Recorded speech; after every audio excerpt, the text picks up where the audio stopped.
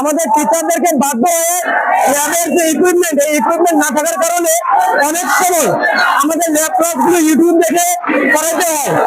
সুতরাং আমরা এখানে প্রকৌশলী হতে আসছি, আমরা এখানে ইঞ্জিনিয়ার হতে আসছি। আমাদের পড়াশোনা প্র্যাকটিক্যাল নির্ভর, সুতরাং আমাদের পড়াশোনাগুলো করার জন্য প্র্যাকটিক্যাল যে যন্ত্রপাতি, এই যন্ত্রপাতিগুলো প্রয়োজন, যেগুলো আমাদের নেই। সুতরাং আমরা এখানে আমাদের 4 দফা দাবি নিয়ে হাজির হয়েছি। এই 4 দফা দাবি হচ্ছে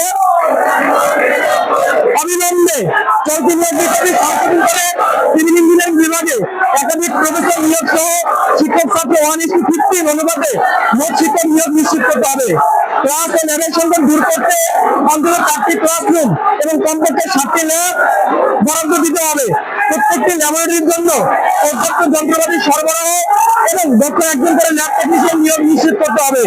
আমাদের প্রকৌশলী পরিচয় নিশ্চিত করতে institution of engineer Bangladesh IEB স্বীকৃতি অবিলম্বে নিশ্চিত করতে হবে।